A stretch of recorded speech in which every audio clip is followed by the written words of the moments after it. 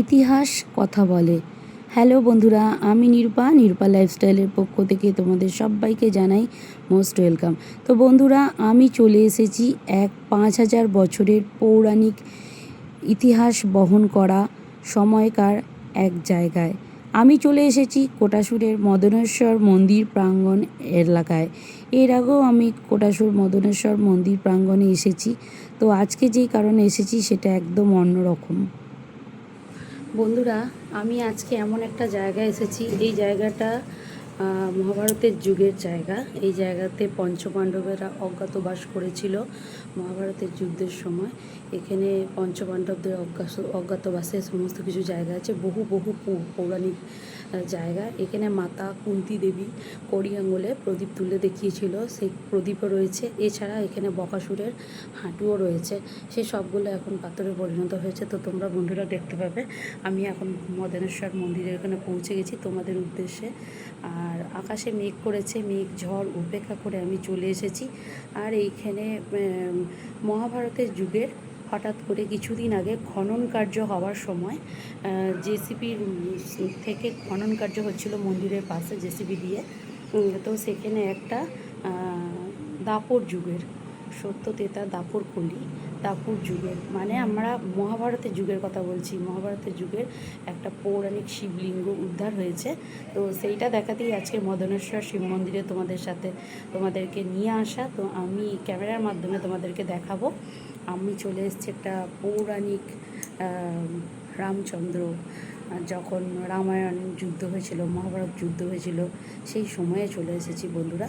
তো বেশি কথা বলবো না, চলো আমি তোমাদেরকে নিয়ে যাচ্ছি সেই পৌরাণিক শিব মন্দির দেখাবো। শিবলিঙ্গ উঠেছে আর অনেক কিছু আছে এখানে, কুন্তী দেবীর প্রদীপ আছে, বকাসুরের হাঁটু আছে, সব কিছুই দেখাবো। চলো বন্ধুরা, গল্প হলেও সত্যির নিদর্শন রয়ে গেছে। আজ থেকে প্রায় 5000 বছর আগেকার ঘটনা, যখন এখানে প্রচুর জঙ্গল ছিল, জঙ্গল আর জঙ্গল, জনবসতি প্রায় ছিল না বললেই চলে, জনবসতি সৃষ্টির আগেকার কথা। তো বন্ধুরা দেখো, মদনেশ্বর শিব মন্দির প্রাঙ্গণে আমি চলে এসেছি। আর এখানে বিভিন্ন রকম শিবলিঙ্গ দেখতে পাবে, তারই মধ্যে একটা অন্যরকম শিবলিঙ্গ আগেকার যুগের। দেখো, এটা একটু অন্যান্য শিবলিঙ্গর থেকে আলাদা দেখতে। তো বন্ধুরা, গোটা মদনেশ্বর শিব মন্দির অর্থাৎ কোটাসুর পুরোটাই কিন্তু ইতিহাস বর্ণিত পাতায়।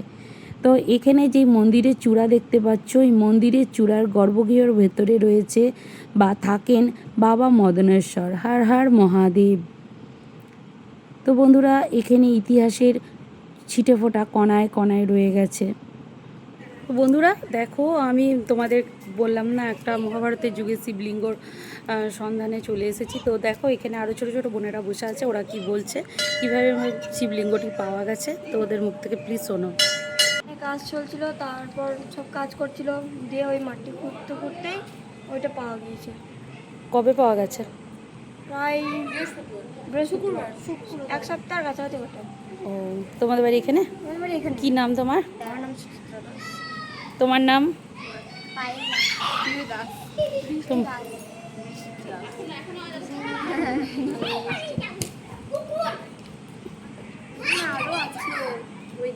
তো বন্ধুরা, তোমরা এই স্থানীয় বোনেদের মুখে তো শুনতেই পেলে, এটা এক সপ্তাহ হলো খনন কার্যে, জেসিবি দ্বারা খনন কার্যে এই 5000 বছরের পুরনো শিবলিঙ্গ উদ্ধার হয়েছে এই কোটাসুরের মদনেশ্বর শিব মন্দির প্রাঙ্গণ এলাকায়। মদনেশ্বর শিব মন্দিরে ভোগ ঘর করার উদ্দেশ্যে যখন খনন কার্য হয়, সেই সময় তখন এই শিবলিঙ্গটি উদ্ধার করা হয়েছে এবং মাটির নিচে এখনও তার নিদর্শন রয়েছে বহু পৌরাণিক মন্দিরের। এই সেই শিবলিঙ্গ বন্ধুরা, যেটা এক সপ্তাহ হলো কোটাসুর মদনেশ্বর শিব মন্দির প্রাঙ্গণ থেকে উদ্ধার হয়েছে। হর হর মহাদেব। এবার দেখো বন্ধুরা, আনুমানিক 5000 বছর আগেকার পৌরাণিক নিদর্শন দেখাতে তোমাদেরকে নিয়ে এলাম। দেখো বন্ধুরা, ভালো করে লক্ষ্য করে দেখো, ইতিহাস কখনো মাটির নিচে চাপা পড়ে থাকে, কখনো বা বইয়ের পাতায় পড়ি আমরা, কিন্তু ইতিহাস যাই হোক না কেন, ইতিহাস কিন্তু কোনো দিন লুকানো থাকে না। তো বন্ধুরা দেখো, এই কোটাসুরের মদনেশ্বর শিব মন্দির হলো সেই রকমই একটা নিদর্শন। আনুমানিক 5,000 বছর ত্রেতা যুগের আমলের এখানেই বাস করত মাতা কুন্তী দেবী ও পঞ্চ পাণ্ডব। অজ্ঞাতবাস করেছিল কিছু দিনের জন্যই, এবং এখানেই আমাদের ভগবান শ্রীকৃষ্ণের পদধূলি পড়েছিল। এখানেই ভীম বক রাক্ষসকে নিহত করে এবং এখানেই বক রাক্ষসের হাঁটু পড়ে আছে, যা এখন পাথরখণ্ডে পরিণত হয়েছে। কিন্তু এটাই সেই বক রাক্ষসের হাঁটু, কারণ এর বিভিন্ন রকম নিদর্শন, বিভিন্ন রকম প্রমাণ আমরা প্রত্যেকেই পেয়েছি। যারা আমরা এই এলাকায় বসবাস করি আমরা প্রত্যেকেই জানি। তো বন্ধুরা দেখো, মাটির নিচে আরও অনেক কিছু রয়েছে, পরিষ্কার বোঝা যাচ্ছে সেই যুগের মন্দিরের নিদর্শন। তো দেখো দেওয়ালের গায়ে কি সুন্দর কারুকার্য করে এবং আঁকা হয়ে মানে আঁকা আছে দেখো সেই যুগের পাশা খেলা, এবং সেই সময়কার অনেক কিছু ইতিহাসে লেখা আছে মহাভারতের বিশেষ অধ্যায়।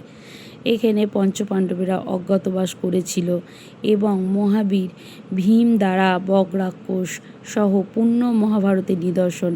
এবং 5,000 বছর আগেকার সময়ে যখন এই রকম ছিল, এখনকার কোটাসুরের মদনেশ্বর মন্দির প্রাঙ্গণ, এই দেখো এটা ভীম আমাদের বক রাক্ষসকে পরাজিত করেছে এবং বক রাক্ষসের হাঁটুর মালুই চাকি এই মদনেশ্বর শিব মন্দিরে রয়েছে, যা যুগের পর যুগ বহন করে যাচ্ছে। এবং ভগবান শ্রীকৃষ্ণের চরণ পদধূলি এখানেই পড়েছিল। এত সুন্দর পূর্ণভূমি, এত সুন্দর জায়গা, আমি যে এতটা ভাগ্যবান হব বন্ধুরা কখনো কল্পনা করতে পারিনি। তো দেখো বন্ধুরা, আমি এমন একটা জায়গায় চলে এসেছি, ভাবতেও নিজেকে অবাক লাগছে।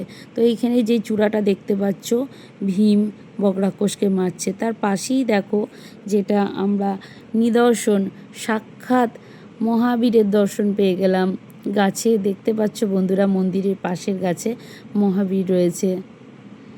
দেখো বন্ধুরা, এখানে কত সুন্দর একটা সিমেন্টের পাথরের ষাঁড় করা রয়েছে, নন্দী মহারাজ, কি সুন্দর তাই না? আর দেখো বন্ধুরা, এই সেই বক রাক্ষসের হাঁটুর মালুই চাকি, যা এখন পাথরে পরিণত হয়েছে।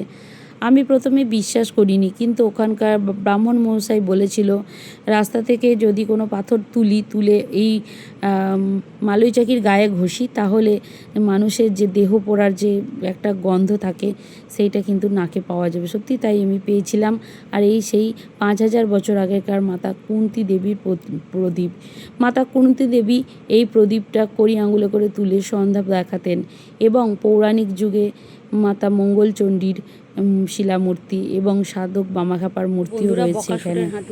মাতা কুন্তী দেবীর প্রদীপ বছরে একবারই জ্বালানো হয়, কালী পুজোর দেওয়ালির সময় এই প্রদীপটা প্রজ্বলন করানো হয়।